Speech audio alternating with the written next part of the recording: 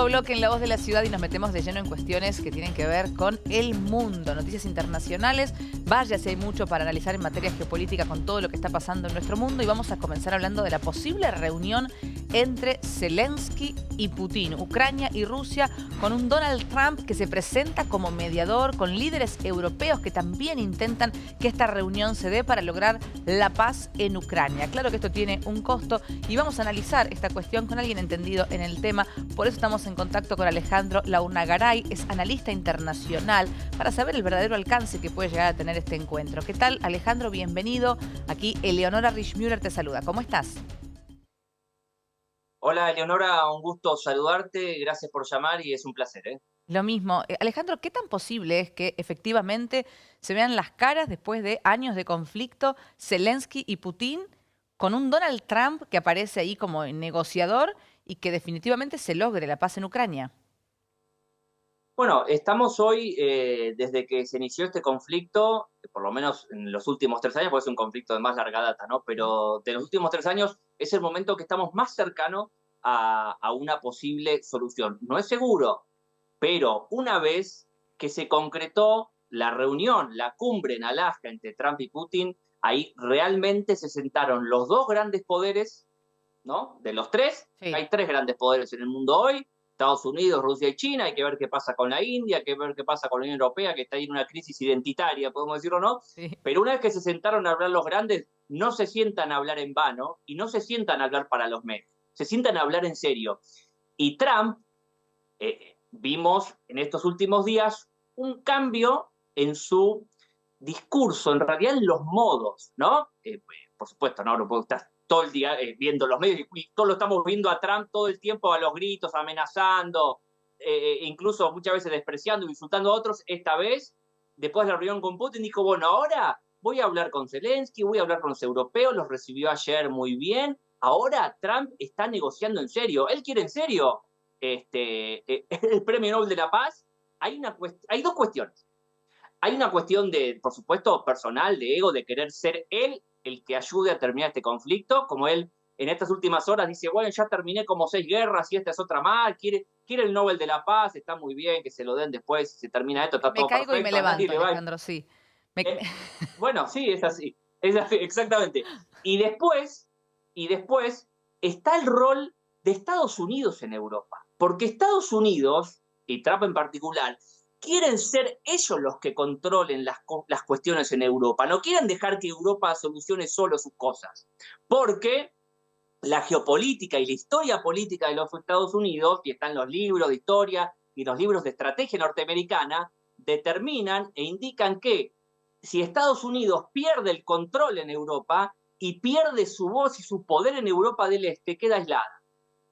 Por eso se mete Trump ahí y Trump es el que quiere equilibrar el poder con Rusia en Europa del Este.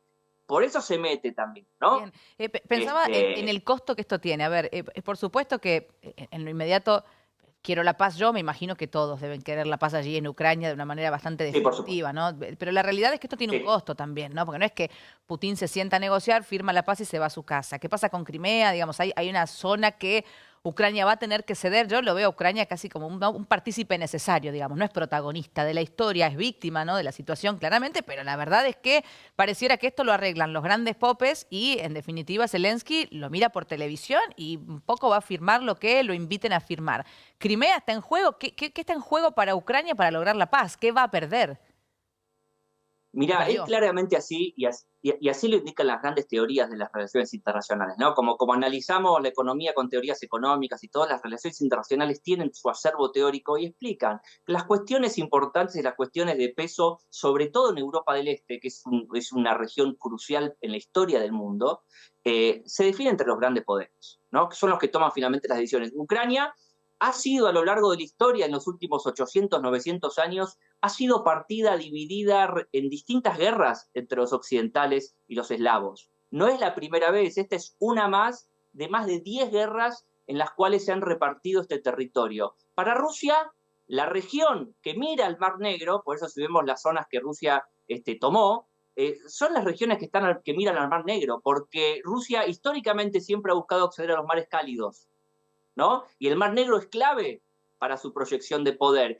Y también Ucrania era clave para Occidente para detener o para contener a Rusia, ¿no? Una estrategia se llama estrategia de contención. Y por supuesto, a ver, estamos hablando de una guerra donde Rusia ya cumplió sus objetivos vitales y no va a devolver ningún territorio. Y esto, la historia militar y la historia de las guerras es así. El costo ya se pagó en gran parte con la vida de mucha gente. Ucrania es un estado tapón y ha sido tironeada y utilizada por los grandes poderes a lo largo de la historia y ahora pasa una vez más. Y por supuesto, acá después, bueno, ya se está hablando de las próximas elecciones en Ucrania, etcétera, etcétera. Pero sí, la cuestión territorial yo diría que es la última que queda por definir, que es la que todavía, todo lo demás está arreglado. Eso ya está arreglado, ya está charlado y ya está. Ahora queda por ahí de qué manera, y esto en estrategia se llama salida honorable, Claro. ¿no? Al derrotado, de qué manera se le da una salida honorable para que la pérdida de territorio desde el punto de vista ucraniano ya es un hecho. Bueno, ¿de qué manera no queda como que perdió tanto? Bueno, Trump ahí dice algo, bueno, no, Ucrania va a tener mucho territorio, ¿viste? Tira así como al pasar. Sí, sí, Pero claro. ya está. Sí, pero perdió vidas, Y perdió Rusia, territorio y no va a formar parte de la OTAN, porque todo esto también empieza, ¿no? Y formar parte de una OTAN que ahora ya Donald Trump dijo, no apoyaría que Ucrania entre a la OTAN. Con lo cual, es como el gran perdedor de esta historia, ¿no? pero es que Ucrania perdió la guerra ya antes de empezarla. Claro. Ucrania la única opción que tenía era ceder y esto soy muy crudo, pero esto en estrategia no hay otra que explicarlo así crudamente.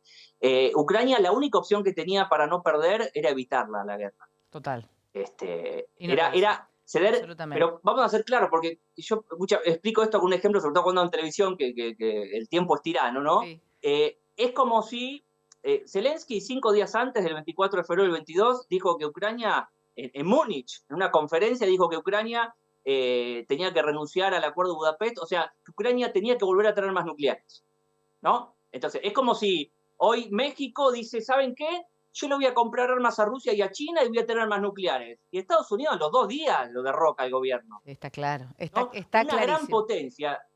Es Sí, así. Está clarísimo. Estados Unidos, sí. Rusia, China, no pierden guerras vitales. No son enemigos que nadie quiere tener. Hay una realidad y que son enemigos que nadie quiere tener. Mucho menos en cuestiones bélicas, ni económicas, ni bélicas, ni de ningún tipo.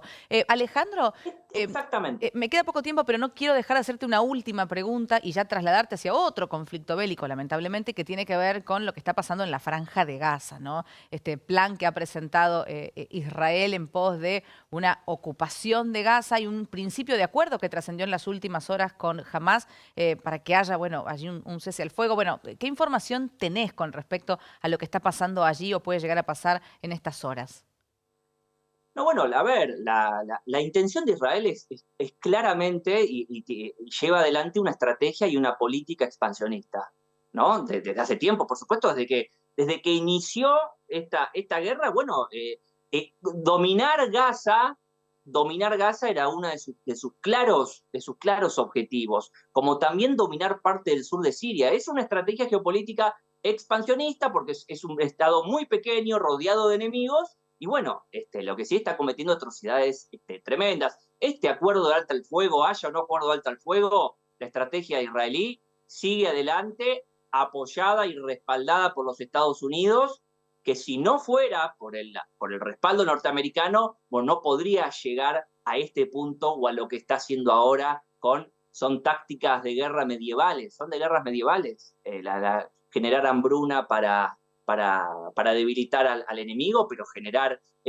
limitar y controlar el crecimiento poblacional de Gaza. Vos fíjate que la mayor cantidad de víctimas son niños y mujeres, no son combatientes de Hamás. Tremendo. ¿No? Alejandro, sí, es tremendo. Es tremendo. Es tremendo, pero sí. No, iba a agradecerte, Alejandro Launagaray, por el tiempo y la buena predisposición. De verdad que son dos temas que dan mucho para hablar. Ojalá, esto es una expresión de deseo, logren la paz en ambos lugares, pero de verdad que hay mucho para analizar. Muchas gracias por el contacto. Un placer, hasta luego y gracias. Hasta luego, muy amable analista político en contacto con nosotros. Vaya que son temas interesantes lo que está pasando en el mundo por estos días.